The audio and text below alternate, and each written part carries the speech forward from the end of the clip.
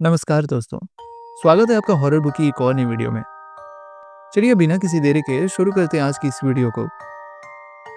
25 वर्षीय नीरज अपने माता पिता से अपनी शादी को लेकर लगातार बहस कर रहा था। पिता किसी भी कीमत में उसकी शादी किसी और मजहब की लड़की से नहीं करने देना चाहते थे। नीरज, पापा, आप समझ क्यों नहीं रहे? मैं जेनिफर से बहुत प्यार करता हूँ। यदि आपने मेरी शादी उससे नहीं कराई तो मैं कभी शादी नहीं करूंगा। अभी आप सोच लीजिए कि आप क्या चाहते हैं। पिता, वो जेनिफर हमारे समाज की नहीं है। उसे हमारे यहाँ के रीति रिवाज, हमारे तौर तरीके कुछ भी समझ नहीं आएगा। और सबसे बड़ी बात, हम लोग ब्राह्मण हैं और वो क्रिश्चियन। हमारे घर में तो अंडे और मांस का जिक्र तक नहीं होता। और वो लड़की, वो तो सब कुछ खाती है। नहीं, हमारा धर्म भ्रष्ट हो जाएगा।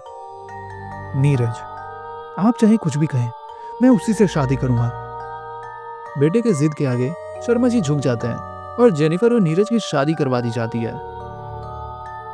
उनकी शादी को 4 साल हो चुके हैं। उनकी जिंदगी में सब कुछ अच्छा है, मगर दोनों आज भी बे औलाद हैं। पिता, देखा अपनी जिद का नतीजा। पितर लोग नाराज हो गए।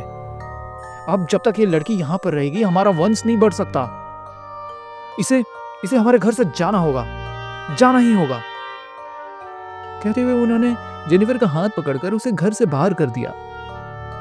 कहीं ना कहीं नीरज को भी अब शर्मा जी की बात पर यकीन हो रहा था कि शायद पितर लोग नाराज हो गए हैं, इसलिए उसे संतान का सुख नहीं मिला। उसने जेनिफर को रोका तक नहीं। जेनिफर अपने घर आ गई थी। जेनिफर, मॉम, मेरी क्या गलती थी? डॉक्टर के हिसाब से तो सब ठीक है। फिर भी अगर मैं मां नहीं बन पा रही हूं तो क्या कर सकते हैं? नीरज के डैड ने पूजा पाठ, हवन सब कुछ करा लिया, मगर अभी तक हमें कोई खुशखबरी नहीं मिली। जेनिफर की मां, बेटा, कुछ चीजें ईश्वर के भी हाथ में नहीं होती। कहते हैं जो चीज हमारी किस्मत में नहीं होती वो हमें आसानी से नहीं मिलती, मगर कोई तो है जो तुम्हारी इच्छा को पूरा कर सकता है। जेनिफर, मॉम, बताओ कौन है वो? हमें हर हाल में औलाद चाहिए, क्योंकि अगर मैं संतान को जन्म नहीं दे पाई तो हो सकता है कि नीरज भी मेरे साथ ना हो। मॉम, अब तुम ही मेरी मदद कर सकती हो। बताओ कौन है वो? माँ, कुछ वक्त का इंतजार कर, सही समय आने पर बता दूंगी। अपनी माँ के कहने पर जेनिफर को यकीन होने लगा कि जल्दी उसे संतान मिल जाएगी, और वो दिन रात अपनी होने वाली संतान के ख्वाब देख रही थी।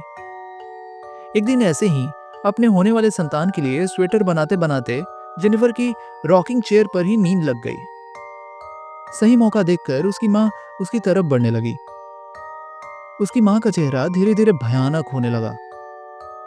उन्होंने आकर जेनिफर के सिर पर हाथ रख दिया और जेनिफर अब खुद को अंधेरे में गिरा हुआ महसूस कर रही थी। वो चीखना चाह रही थी, मगर उसके गले में आवाज अटक गई। उसे हर तरफ अंधेरा और वीरान नजर आ रहा था। Jennifer, Neeraj, Neeraj, please help me. मुझे बहुत डर लग रहा है, मुझे बचाओ।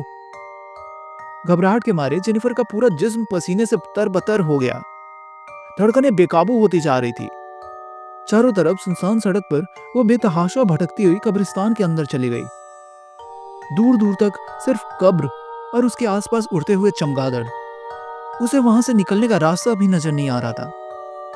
तभी उसके सामने एक भयानक शक्ल की औरत आ गई। लंबे लंबे बाल पूरे बिखरे हुए थे। लटकी हुई चमड़ी और शरीर पर लिपटा हुआ कफन उसे और भयानक बना रहा था।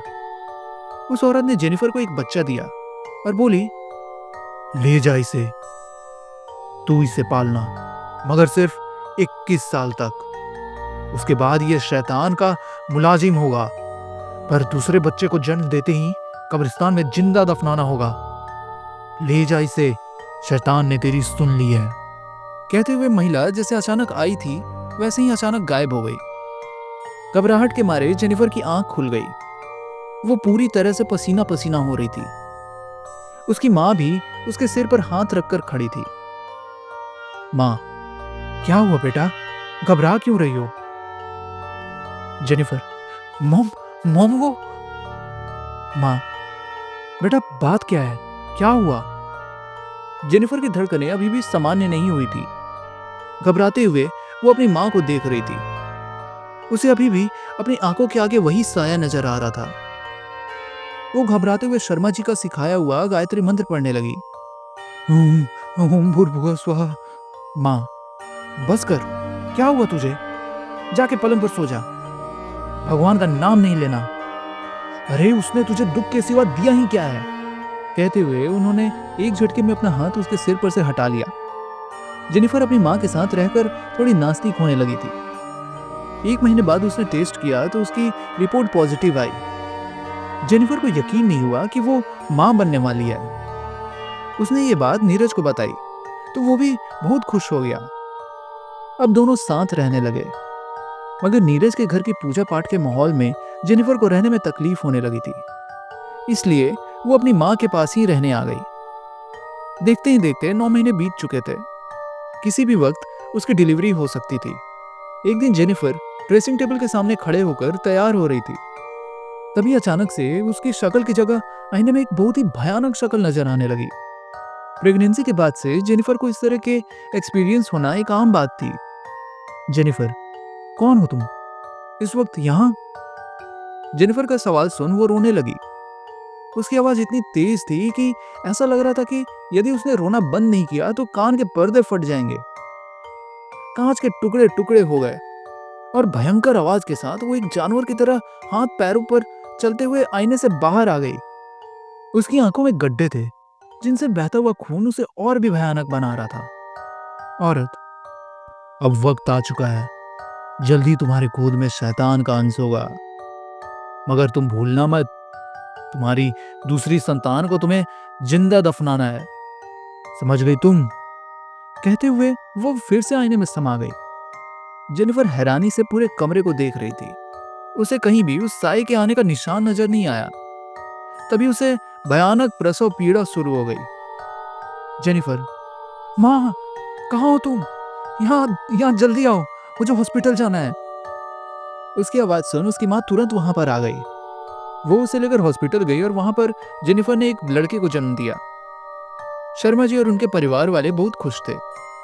अब जेनिफर नीरज के साथ रहने लगी थी, मगर वो अभी भी पूजा पाठ से कोसों दूर थी। शर्मा जी को लगा कि शायद अभी भी उसे ईश्वर पर यकीन नहीं आया। वो अपने धर्म को ही मानती है, इसलिए पूजा पाठ को लेकर उसके साथ कोई जबरदस्ती नहीं की।